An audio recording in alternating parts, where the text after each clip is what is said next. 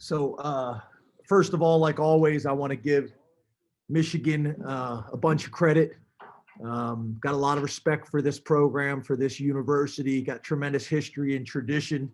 And that was a battle of two very, very respected programs in a very unique and challenging and weird year. Couple things, I think the biggest thing is obviously no turnovers. That's been the issue that we've been battling and working through all year long. Field position battle. I'm actually surprised we won that with the 2 kicks out of bounds on the kickoff, but we won that one as well. And then, there's some pretty cool things in this game. First starts by Theo Johnson, Kevon Lee, Marquise Wilson. We've had 13 first-time starters this year with 4 true freshmen on offense. Kevon Lee with 134 yards. It was awesome to see a guy like Drew Hartlob, who's been phenomenal in our program, been a huge, huge part of our program. That fumble recovery was big. To see a guy like Isaac Lutz come in and have 3 catches for 30 yards was awesome. Obviously, Kevon Lee with over 100 yards. The thing probably that stands out to me the most is first win at Michigan since 2009. This has been a hard place to win for a lot of teams for a long time. 2009, a long time. 267 of our 417 yards were by true freshmen. We had 2 true freshmen at running back, and we had 3 corners total for the game. It's a lot of adversity, a lot of things behind the scenes that our guys were battling through. Super proud of them. Parker Washington with 9 catches. I don't know what the data says, but I know since Deshaun Hamilton, but he was a redshirt. I don't know the last time a true freshman had 9 catches. We limited Michigan to 126 total yards in the second half. And then the most important thing, knock on wood, our guys are battling Corona, and as a program, we've done a pretty good job of that. I thought it was great at the end there talking to the team, and Shaka Tony reminded them that you see a bunch of programs after a big win, they get a spike. So we can't take it for granted. We can't drop our guard. We got to keep battling this thing, and as a program, we've done a pretty good job of that. But I almost hate to say it because it seems to creep up on everybody. So we just got to continue. So I appreciate you guys coming and covering Penn State football like you always do. To open up the questions. I know that was a lot. We'll start with Rich Garcella and Audrey Snyder. You're on deck. James, good afternoon.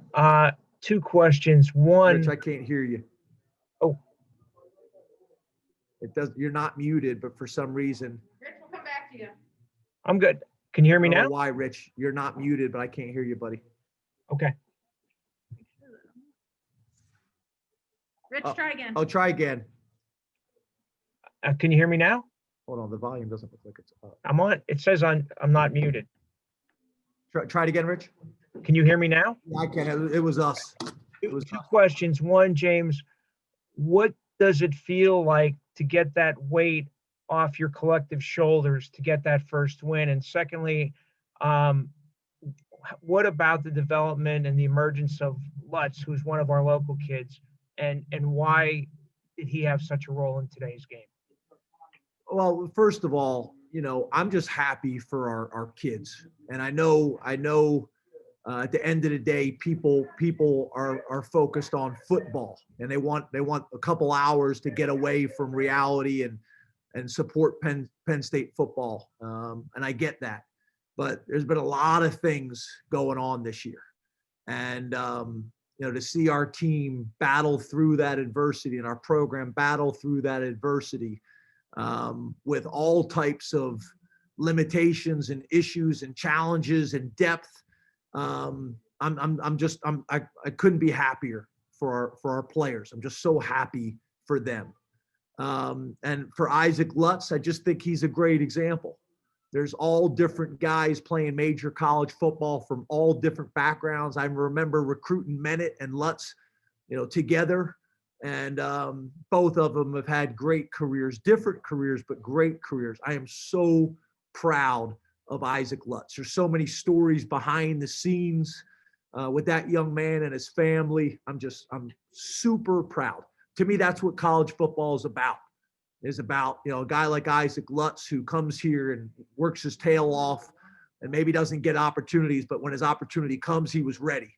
And to me, it's a great lesson for a lot of people out there, that want to play college football. There's all different ways to get it done. And Isaac's story is a great one. Audrey Snyder, Elton Hayes, you're on deck. Hey, James, what did you maybe learn from the youth on your team today? Because you said guys like Kevon Lee, Parker Washington. Did you learn anything about those guys in big moments? Well, I think one of the things that I've been proud of over 6 years is we have won all different ways. We've won pretty, we've won ugly, we've made comebacks, we've won by a bunch of points, and we hadn't done that this year. And to see some young guys that were forced into significant roles figure it out today,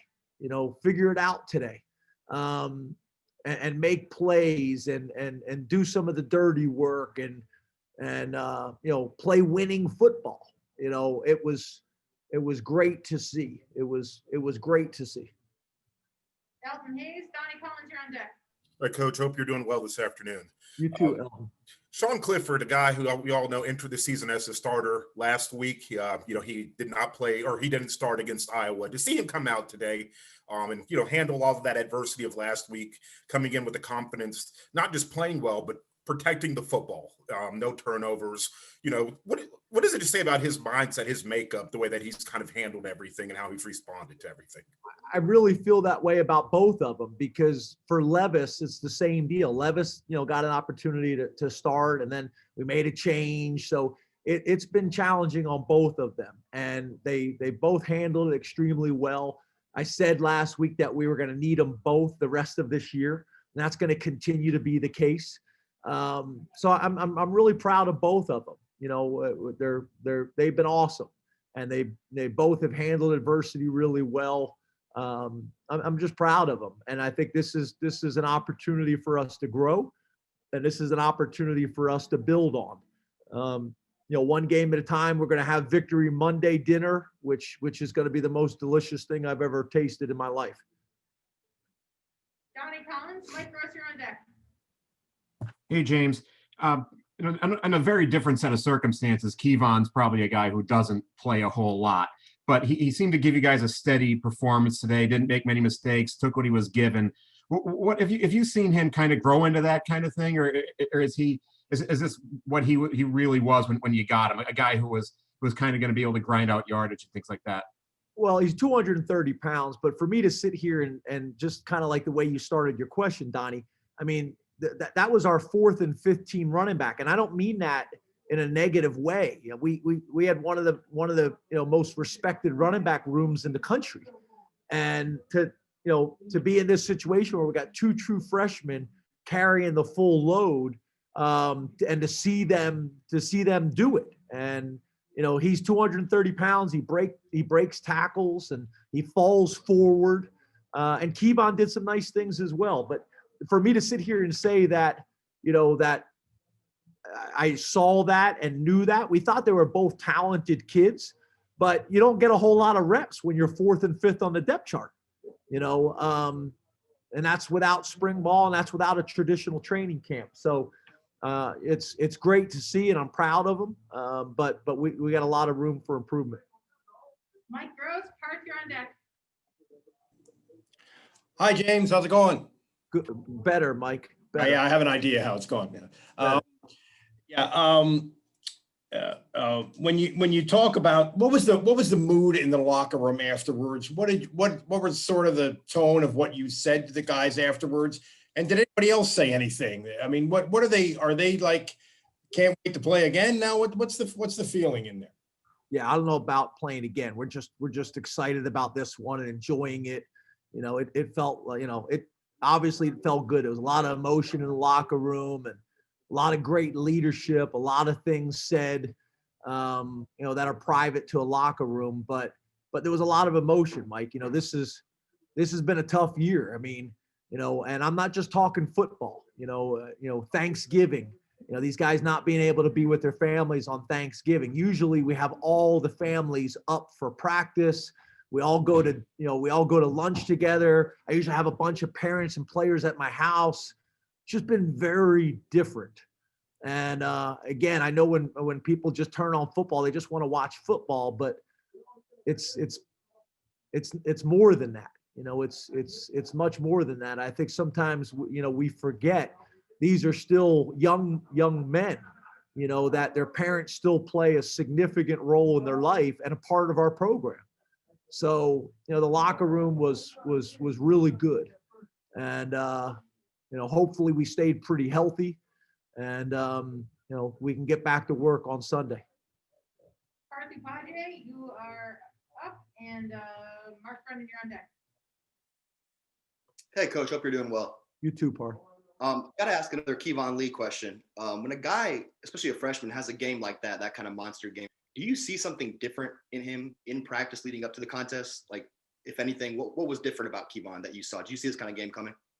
No, there was nothing different. Again, he has showed flashes since he got here. Him and Kevon, him and Keziah have showed flashes that we were excited about.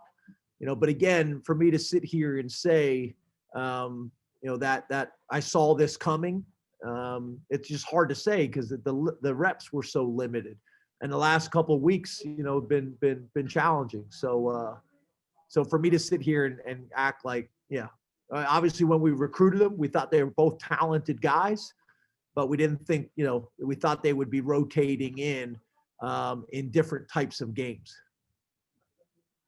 Mark Brennan and Tobias Wilborn, you're on deck. Hey, James, can you talk about the way your team responded when Michigan cut it to 3? I think it was 2017.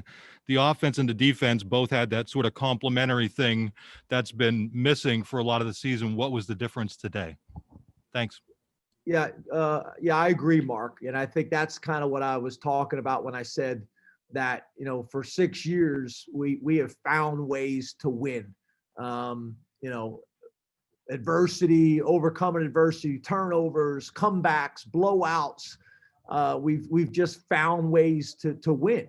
Big plays, grind it out. So to see that we were, I wouldn't say in control, but we're playing pretty good football. And then the momentum started to kind of shift where they started to close the gap on us, and for us to battle back and stick together and overcome some penalties and some interesting calls, is the way I'll describe it.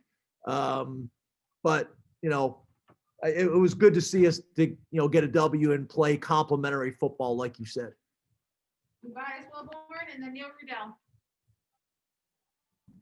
Coach, I hope you're feeling well after all this. You too, Tobias. What was it like?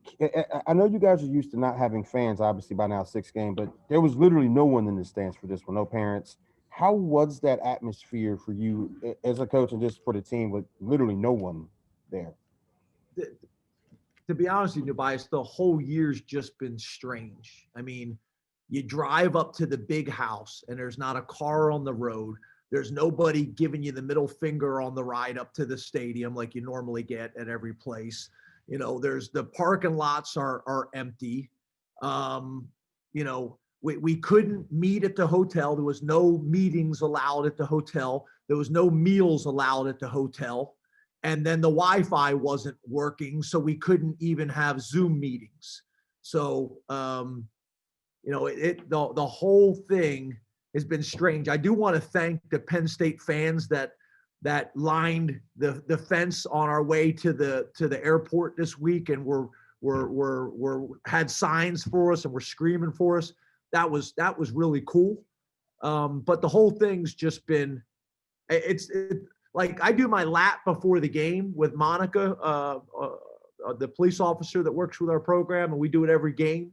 And I was FaceTiming with my girls walking around. It's just weird. You're looking at a bunch of cardboard cutouts. There's nobody there. And this is Big Ten football, 110,000 fans. I could never have imagined this in my wildest dreams. I can't even put into words how surreal this whole year has been. Last question to Neil Rudell. Hey, James, I just wondered if you could sum up the play of your defense. You guys came up with some big stops and short yardage and just overall assessment of the defense today. Yeah, we're going to watch the tape. There's going to be a lot of things that we got to get cleaned up and corrected, but we battled, Neil, and we made plays when we needed to make plays. And it's hard to stop people on 4th and inches. And we did that. And, we just played gutsy. That's who we've been. There was just so many examples today of who we've been for, I guess 7 years now, I'd say. We found ways to do it today. And, the earlier games, we didn't do that, but we made a play when we needed to make a play. And then even the strange penalty where we stopped them and they said batting the ball. I mean, there have been things that would have put us in a rut. We would have had a hard time fighting back through that when it doesn't feel fair, but life isn't fair sometimes. You just got to find a way to battle through it. We did that today. So it was just great to see. It was great to see. They stood in the corner and they took body blows and headshots and they kept swinging. And I'm really, really proud of the guys. And I want to thank you guys again for covering Penn State football and all the fans out there that have stuck with us and sent me a lot of suggestions. I appreciate all of them. Thank you very much, Coach. We'll have players momentarily.